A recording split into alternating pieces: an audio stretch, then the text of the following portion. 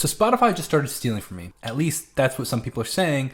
With the release of this new information and new articles, essentially documents released by Spotify, they had been leaked a couple weeks ago, but now they are officially released by Spotify, talking about future changes to their company that could be worth $1 billion to artists. And there's a link to an article that I read where I'll link it in the description. It's from Music Ally. But essentially what it's saying in this article is that one of the major changes that Spotify is making is that it will no longer pay artists that get less than 1,000 streams per song in the first 12 months of the year. And I don't know how I feel about that. Now, they go on to explain that essentially there are so many songs and so many artists that release music that don't get over 1,000 streams that, 3 cents here, 2 cents here, $1 here, really adds up to some money. And rather than just giving it sending out a check for 3 cents, they're gonna pool it into this one big massive pool and then give it to artists that are getting making over 1,000 streams. So that could include artists like Bad Bunny, who's getting billions of streams, or artists that have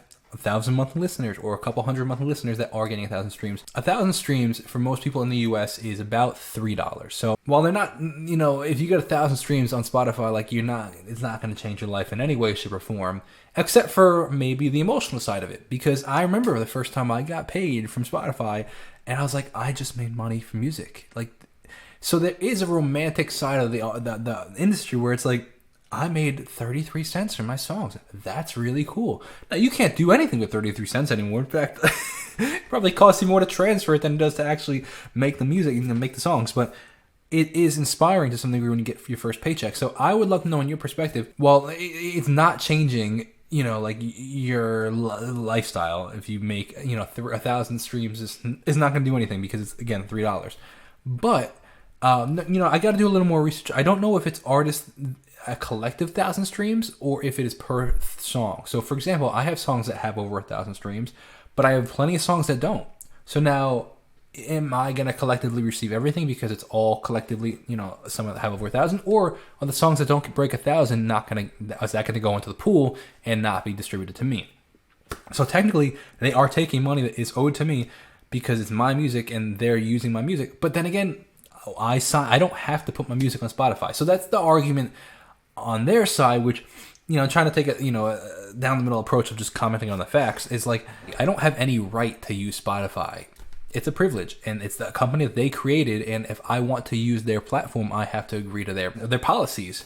So, it's also like when people get so upset about the Spotify, when people get so upset about the YouTube or Instagram algorithms, like they don't owe you anything. They're a company, and you have the privilege of using their product. You don't own anything. It's not your company.